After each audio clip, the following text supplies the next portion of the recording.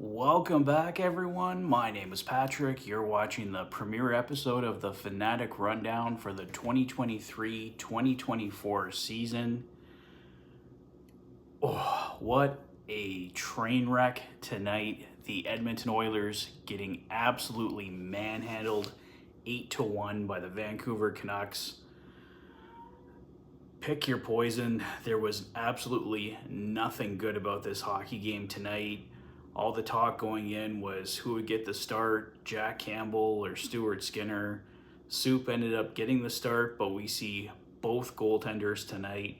Both goaltenders give up 4 goals on the night, but I don't even want to blame the goaltenders too much. The defense in front of them was just absolutely terrible. The Oilers had their opportunities in this hockey game. I think they were the better team for the first few minutes anyway.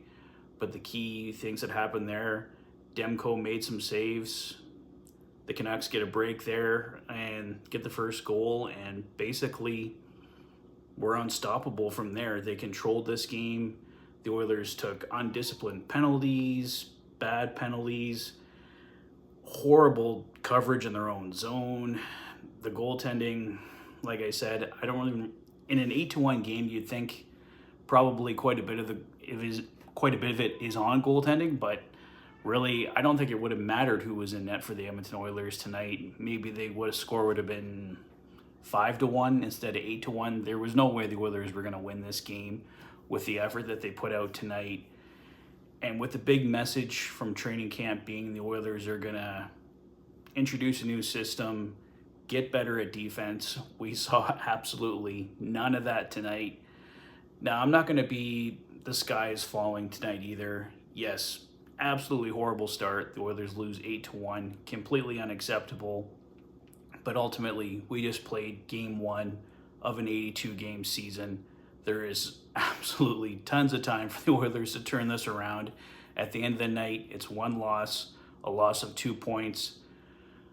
Tyson and I were going to be doing lots of coverage for you guys on Saturday from Rogers Place, and hopefully the Oilers can come back with a monumentally better effort than they showed tonight, because there is absolutely nowhere to go but up.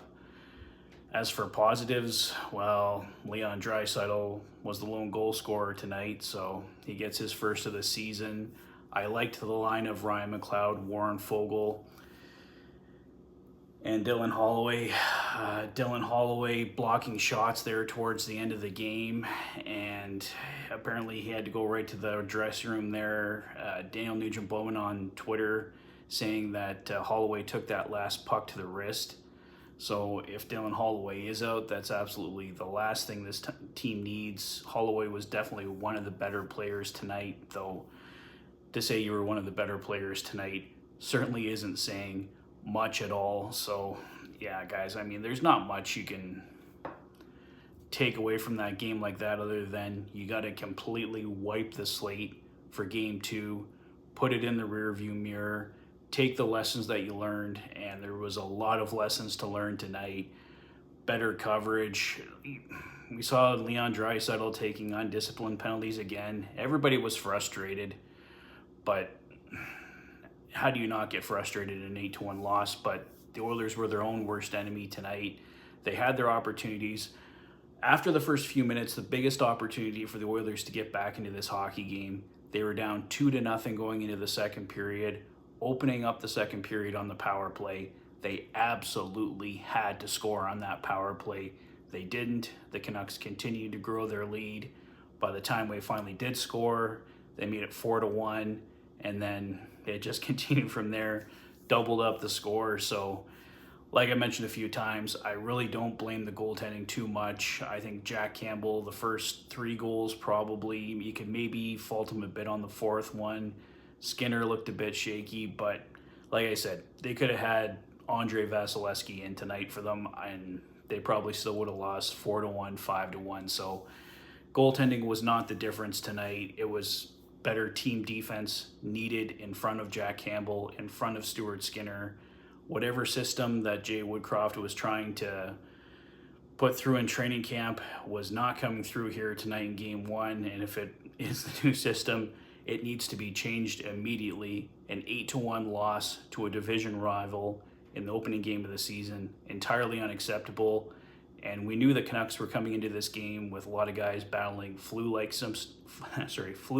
symptoms.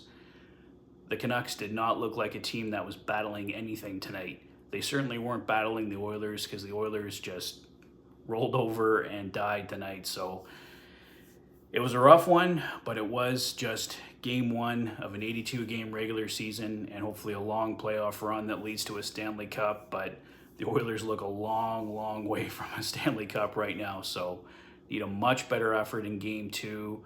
Obviously, missing Matthias Ekholm tonight was absolutely huge for the Oilers. I'm really hoping Ekholm can be good to go for game two on Saturday. He's got a couple more games to go, or a couple more days to go, before then. So hopefully a few more days rest, a few more days of recovery can get Ekholm to that point. Hamilton, yeah, Evan Bouchard really struggled tonight. I have not been impressed at all with the pairing of Evan Bouchard and Darnell Nurse. I saw them struggling in the preseason, and that struggle carried over to tonight's game. But like I said, you'd be hard-pressed to find many guys that did look good tonight. I didn't think the power play was that great. I believe Draisaitl's goal did come on the power play for the Oilers, but aside from that, the great power play from last year was looking like it was struggling. But as I've said here repeatedly throughout this video, everything was struggling tonight for the Edmonton Oilers. This is one they definitely got to put in the rearview mirror and just focus on game two on Saturday. Get a big win, get this one turned around, get back to 500, and go from there. And hopefully with Matthias Ekholm in the lineup, I don't know if we're going to see any other changes before Saturday. A lot will depend on the health of Markus Niemelainen, obviously. Hopefully Niemelainen isn't out too much longer, but maybe if he is going to be out longer, you got to look at putting Niemelainen on long-term injury reserve, so it allows you to have a bit more flexibility. But we should find out more from Ken Holland and Jay Woodcroft here over the next couple days. I saw a question in there, am I going to the West Edmonton Mall signings tomorrow night? I am not, but hopefully everyone can get some autographs tomorrow, and hopefully the Oilers are in a much better mood tomorrow night when they're meeting their fans. So a lot of comments there, guys. I couldn't get to them all, but I know a lot of frustration in Oil Country tonight. But let's just take this one in, take a deep breath. Yes, an 8-1 loss is horrible. It's unacceptable, but hopefully it was just a one-off, and the Oilers can come back with a much stronger effort on Saturday and get a big win to get this thing going. Chase, I'd love to see Ben Gleason come back up. I think he definitely should have made this team out of training camp, but we'll see what happens here over the next few days, next week. If any kind of effort from tonight continues into Saturday and the games past that, we'll probably see a few other changes to the lineup as well, with guys going back and forth. But I think that's all I got for tonight, guys. I got to work in the morning, and this really isn't a game to talk too much more about. So let me know what you guys thought of the game overall. I know pretty much everybody hated it, but if there's any improvements in particular you think the Oilers should go for, let me know in the comment section below. If this is your first visit to the channel, I'm sorry, but I'm sure the season will get much better. Please give it a like. Please subscribe. We're going to have a lot more fun this year. You've been watching the Oilers Fanatic. Thanks for being a fan. Take care, guys. See you soon.